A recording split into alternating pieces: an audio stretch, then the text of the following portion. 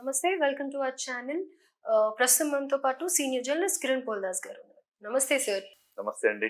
Sir, Narendra Modi గారు ఏదైతే ఢిల్లీలో సంక్రాంతి ఈవెంట్ జరిపించారో అక్కడ చిరంజీవి గారిని, పివి సింధు ఇలా చాలా మంది వెళ్లారు.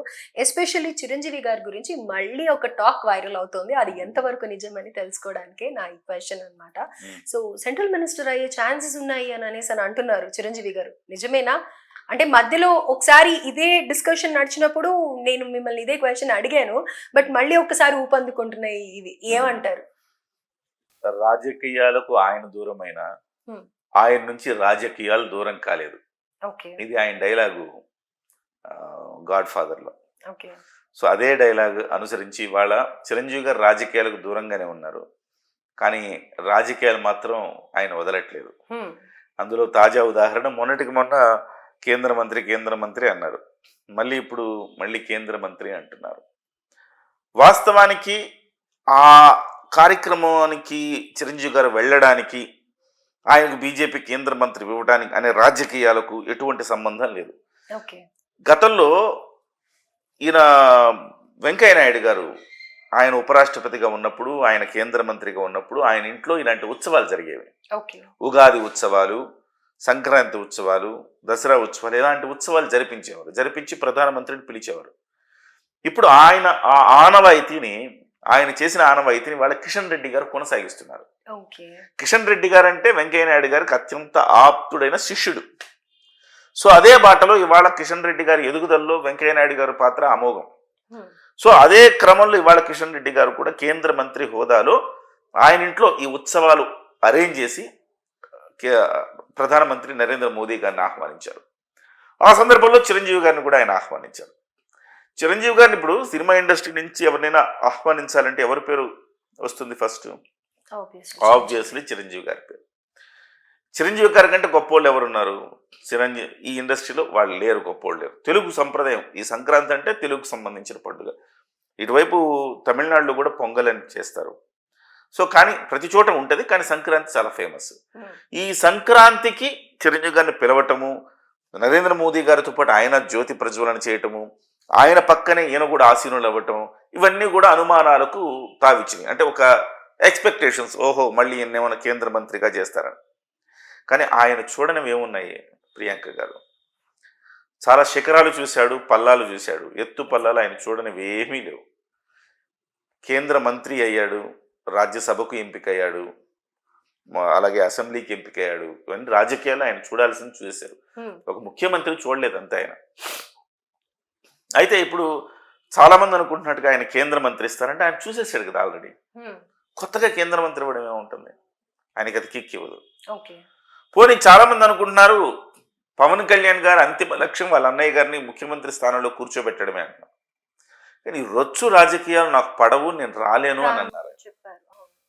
మరి రొచ్చు రాజకీయాలు పడనప్పుడు ముఖ్యమంత్రి స్థానంలో కూర్చుంటే మళ్ళీ రొచ్చు రాజకీయాల్లోకి రావాల్సిందే కదా. సో ఆ రకంగా కూడా ఆయన ముఖ్యమంత్రి పదవిని తీసుకోడు చెప్పినా కానీ.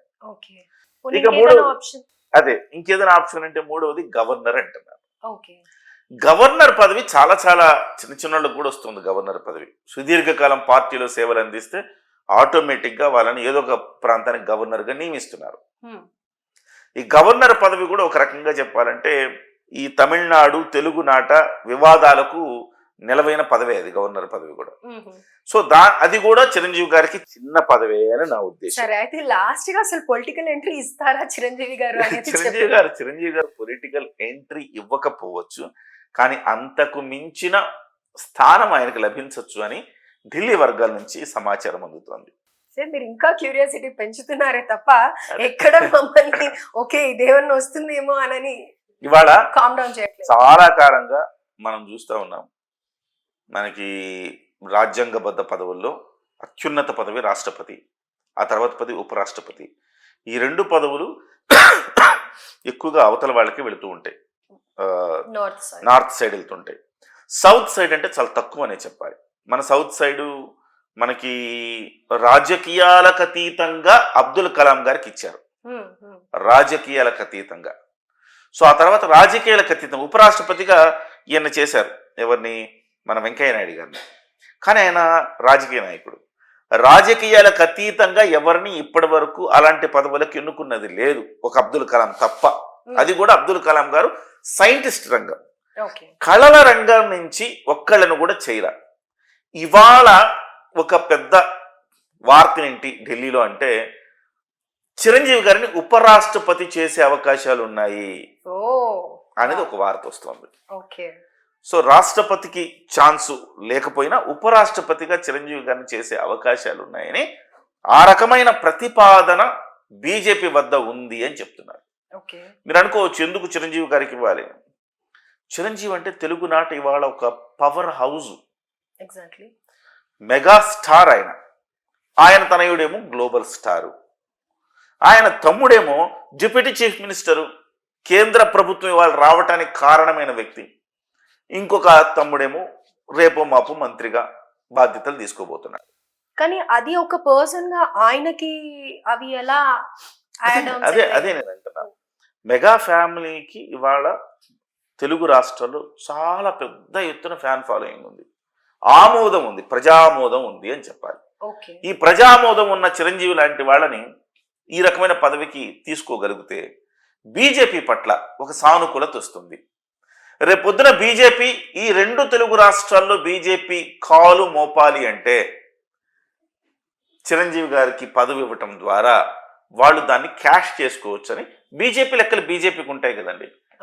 ఇవాళ తెలంగాణలో కూడా బీజేపీ చాలా అగ్రెసివ్గా ఉంది. ఈ అగ్రెసివ్గా ఉండడంతో పాటు తెలుగు వాడికి ఉపరాష్ట్రపతి పదవి ఇస్తున్నాము అని అంటే కనుక తెలుగు వాళ్ళలో కూడా ఒక ఫీలింగ్ ఉంటుంది లోపల. డెఫినెట్గా బీజేపీకి సానుకూలంగా మారచ్చు. ఎస్పెషల్లీ ఏపీలో ఖచ్చితంగా పెద్ద ఎత్తున ప్రభావం చూపిస్తుంది. ఇది ఒక కృతజ్ఞతా భావం అంటారు కదా. ఇవాళ కేంద్రంలో ప్రభుత్వం నిలబడింది అంటే సాక్రిఫైస్, పవన్ కళ్యాణ్ గారు సాక్రిఫైస్ల మీద నిలబడింది.